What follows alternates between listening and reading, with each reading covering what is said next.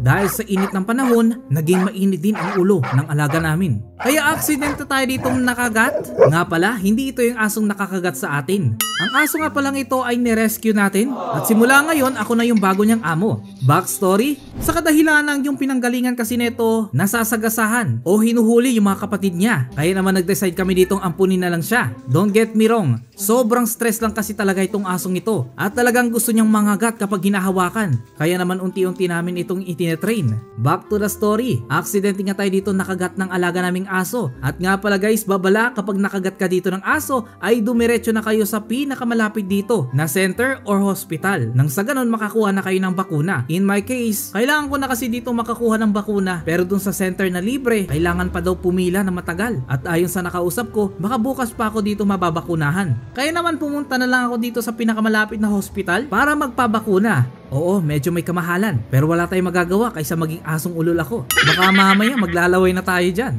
Nilibot ko ang hospital na to at sobrang luwag. Sa sobrang luwag, kinabukasan na nung makalabas ako sa hospital.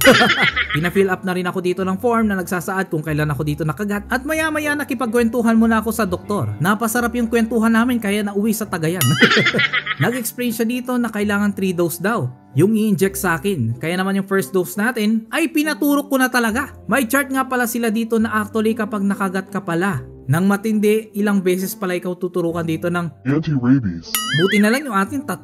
Actually, yung nangyari sa atin, hindi ko kasi sure kung nakagat talaga ako kasi walang sugat. Pero na-feel ko dito yung ngipin ng aso. At the same time, parang 3 months pa lang yung aso. Pero syempre, nag-play safe na lang tayo. Pagkatapos ko nga dito mabakunahan ay pumunta muna ako dito mag-grocery. Kasi sa totoo lang, daming pinapabili sa akin. Ang sakit nga ng braso ko, dami pang pinapabili sa atin. Eto nga palang binibili nating grocery dito. Eto nga pala yung mga gagamitin natin sa bahay, yung mga pang araw-araw natin. Kasi nasanay talaga kami nung pandemic na bumibili kami dito ng maraming pagkain. Tapos nag-i-stock na lang kami. Mahirap kasi nung pandemic halos hindi ka makalabas kung hindi mo schedule na bibili. Kaya hanggang ngayon na-adapt pa rin namin. Pagkatapos ko mag-grocery dito, syempre umuwi na ako at natulog. Kailangan ko na rin kasi dito magpahinga at napakasakit ng kamay ko. Yun pala yung epekto ng bakuna. Nga pala balik tayo dun sa aso kanina na tinali namin. Sa ngayon, nakarelax na siya dito kasi actually may phobia kasi itong asong ito. Hindi na siya dito aggressive katulad ng dati. Sinasanay lang kasi namin ditong itali nang sa ganon hindi siya makawala. So eto nga ang kwento natin ngayon. At kung nagustuhan mo yung mga ganitong video, huwag kalimutang bigyan ng like at i-share mo na rin.